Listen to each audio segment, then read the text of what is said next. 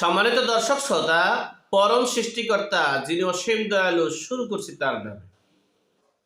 আজকের বিষয় France, America, পশ্চিমা রাষ্ট্র ও ভারত শেখ হাসিনা পুনরায় ক্ষমতা পাক, ফিরিয়ে পাক, সে বিষয়ে সংক্ষেপে একটু আলোচনা করছি। প্রথমেই আমি একটু আপনাদের সাথে আমার মানে কিছু কথা শেয়ার করছি। দেখেন, অনেক কষ্টে কথাটা বলছি। অনেকেই আমাকে বলছে যে আপনি বলতেছে ওপেন প্ল্যাটফর্ম তো, যে আপনার ভাষা ভালো না, কথা ভালো না, প্যান্ট শার্ট গুলিস্তান থেকে কিনে নিয়ে আসছেন, বসছেন, অনেকে অনেক কথা বলে। দেখেন, আমি তাদের উদ্দেশ্যে বলবো, দেখেন, অনেকের একটা ভিডিও ছাড়লে লক্ষ লক্ষ ভিউ হয়, দেখবেন। আবার অনেকের ভিডিও ছাড়লে অল্প ভিউ হয়, কিন্তু অল্প ভিউ হলেও সেটা পশ্চিমা রাষ্ট্র, জাতিসংঘ এবং আমেরিকাতে চলে যায়। আর লক্ষ লক্ষ ভিউ হলেও সেটা বাংলাদেশের তৌহিদি জনতা, মব জাস্টিস, মব কিলিং এবং আমাদের হুজুকেরা দেখতে পারে। যেমন আপনাদেরকে সহজে বুঝাই, আপনি যদি লাক্স সাবানের অ্যাডভাইস পান, তাহলে সে কি আপনাকে ডলার দিবে না টাকা দিবে? আপনি যদি স্যান্ডোলিনার অ্যাডভাইস পান, আপনাকে কি টাকা দিবে না ডলার দিবে?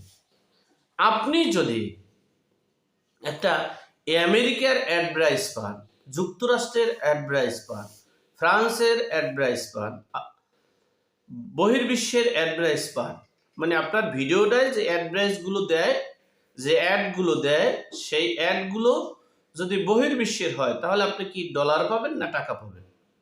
আবার এই আপনার বক্তব্যগুলো, কথাগুলো যদি ইউটিউবার পছন্দ না করে, বহির্বিশ্বের রাষ্ট্র যদি পছন্দ না করে, তাহলে কি এই অ্যাড তারা দিত?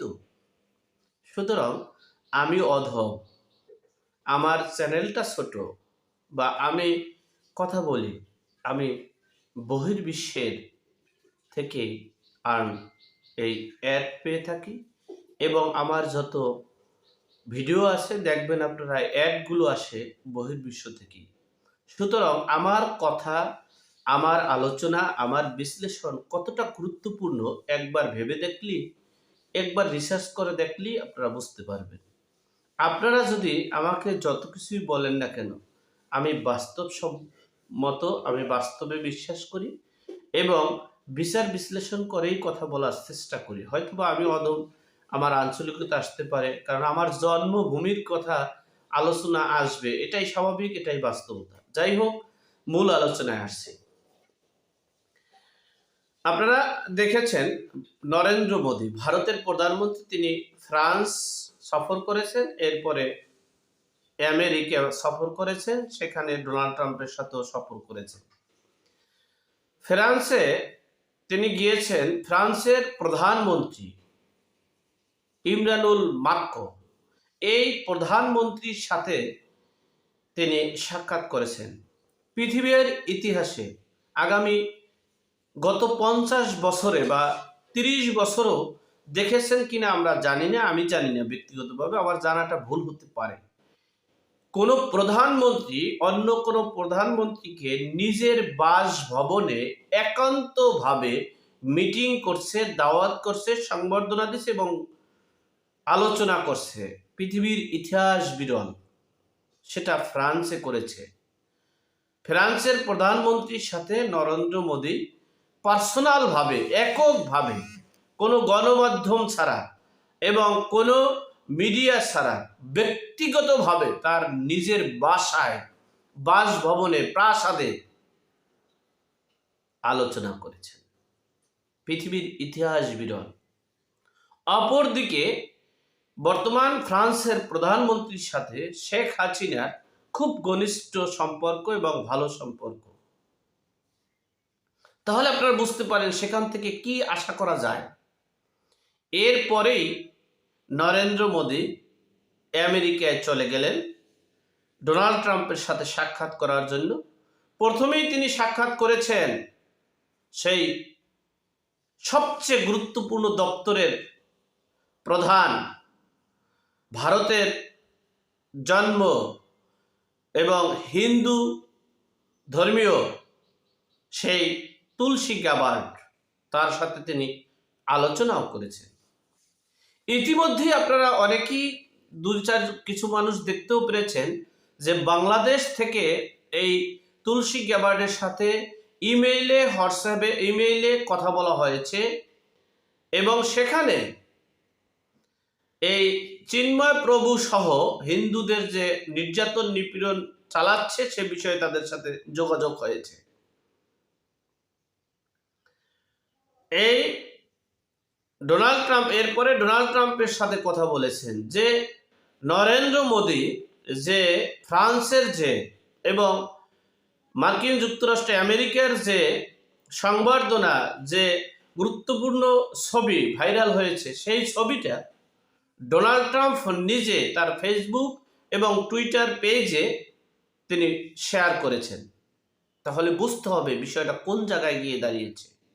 যাই হোক, এরপরে আসেন আপনার এই যে ডোনাল্ড ট্রাম্পের সাথে মোদির যে সাক্ষাৎকার, অনেক কিছু হয়েছে সেটা তো আর আসেনি, কিন্তু একটা প্রশ্নের জবাবে তিনি বলেছেন যে ভারত বাংলাদেশের বিষয়ে রাজনীতির, অর্থনীতির, সামাজিক, পররাষ্ট্রনীতির সব দিক থেকে 100 বছর ধরে এটাকে হ্যান্ডেলিং করেছে, বুঝতে পেরেছে, সব কিছু বুঝে। আমি ভারতের প্রধানমন্ত্রীর হাতেই এই বাংলাদেশের বিষয়টা ছেড়ে দিলাম, আমার যেটা করণীয়, আমার যেটা সহযোগিতা, আমার যেটা দরকার সেটা আমি করব।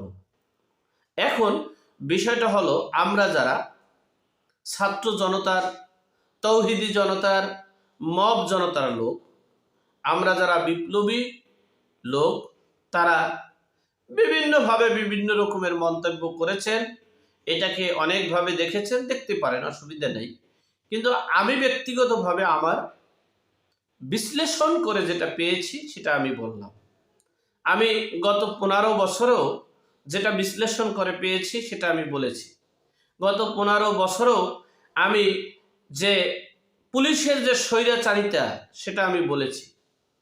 আমি বলেছিলাম একটা ভিডিওতে যে সারোলিয়ার ড্যামরা থানার একজন ডিবি, উনি নাকি অপারেশনের প্রধান, অপারেশনের ইনচার্জ, তিনি একজন ভিকটিমকে তিনি গেছেন, বলছেন, উনি বলেন, জানো আমার বাড়ি কোথায়? আমার বাড়ি গোপালগঞ্জ। এই বলে ওকে আঘাত করেছে, টাকা দেয় নাই দেখে, চাঁদা চেয়েছিল। আমি তার সব বায়োডাটা জানি, চাঁদা চেয়েছিল, দেয় নাই। আজও পর্যন্ত তাকে গ্রেপ্তার করা হয়নি। আপনি ডেভিল হান্ট বানাইছেন বাংলাদেশে। এখনো আপনারা ডেভিল হান্টকে সাথে রেখে বাংলাদেশের সাধারণ জনগণ, নিরপরাধী জনগণকে আপনারা জেলে দিচ্ছেন, জুলুম করছেন, অত্যাচার করছেন, নির্যাতন করেছেন। আমি বারবার বলতেছি, কিন্তু আমার প্রতিটা ভিডিও মার্কিন যুক্তরাষ্ট্র, পশ্চিমা রাষ্ট্রগুলো দেখে বাংলাদেশের মানুষ আমার দেখার প্রয়োজন নেই। আমি সেটা আশাও করছি না। আমার প্রতিটা ভিডিও মার্কিন যুক্তরাষ্ট্র, ডোনাল্ড ট্রাম্প সহ বিশ্বের সকল রাষ্ট্র দেখে। সেই দেখার পরিমাণটা কম হলেও সে পর্যন্ত যায়। আর আপনারা যেটা লাক্সের অ্যাডভাইস পান, তারা লাক্স পর্যন্তই থাকেন। আপনারা যারা বাংলাদেশের যে মিডিয়াগুলো আছে তারা কিন্তু লাক্স স্যান্ডোলিনিয়ার অ্যাডভাইস পর্যন্ত যান। সুতরাং বুঝতে হবে আপনাদের ভিডিও কোন পর্যন্ত যায়, আমার ভিডিও কোন পর্যন্ত যায়, আমার গুরুত্ব কোন পর্যন্ত, আপনার গুরুত্ব কোন পর্যন্ত, এটা বুঝতে হবে। খালি একটা বিষয় আপনাদেরকে ধারণা দিলাম যে একটা অ্যাড দেখে বুঝবেন যে আমার ভিডিওটার গুরুত্ব কোথায়। সুতরাং আমি বলছি, বাংলাদেশে এখনো ডেভিলদেরকে সাথে নিয়ে বাংলাদেশের স্বাধীনতার সপক্ষ শক্তি, মানে বাংলাদেশের স্বাধীনতার চেতনায় বিশ্বাসী, বাংলাদেশের নিরপরাধী মানুষদেরকে জেলে দিচ্ছেন, জুলুমে নিচ্ছেন, নির্যাতন করছেন, চাঁদা নিচ্ছেন, অজ্ঞাতনামার আসামি বলে গ্রেপ্তার করে চাঁদা নিচ্ছেন, চাঁদা দিতে না পারলে অপারগতা হলে তাকে জেলে দিচ্ছেন। কি অপরাধ তার? গুলিস্তানে আওয়ামী লীগের অফিসের সামনে দুইটা মেয়ে গিয়েছিল, ধরেন সে আওয়ামী লীগ করে, তাকে কোনো অপরাধ নেই, তিনি ওই অফিসের সামনে তাকে পাইছে। এখন আমি মার্কেটে যেতে পারি না, আমার কর্মস্থলে যেতে পারি না, আমার জায়গায় আমি যেতে পারি না।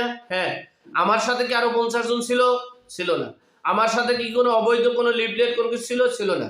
আমি আওয়ামী লীগের অফিসে গিয়েছি কেন? এই জন্য সেই মেয়েদেরকে, নাম হলো কোহিনূর, এই মেয়েদেরকে জেলে দেওয়া হয়েছে, নির্বিচারে তাদেরকে জেলে অত্যাচার করা হচ্ছে। একটা কথা মনে রাখবেন, এই দিন নয়, আরো দিন আছে, এই দিন নিয়ে যাব সেই দিনের কাছে। গত 15 বছর চেয়েছিলাম এই সরকারের পরিবর্তন, কিন্তু দুঃখের বিষয়, পরিবর্তন করে দেশটাকে ধ্বংস করে দিলাম। দেশটাকে একবারে পরাশক্তির হাতে তুলে দিলাম। দেশটাকে একবারে মব তৌহিদ জনতার কাছে তুলে দিলাম। এই জন্যই আমাদের নিজেদের কাছে ঘৃণা মনে হচ্ছে, নিজেদেরকে ঘৃণা করতে মনে হচ্ছে। যাই হোক, আল্লাহ আমাদের সকলকে সঠিক জ্ঞান দান করার তৌফিক দান করুক। আমিন। আসসালামু আলাইকুম।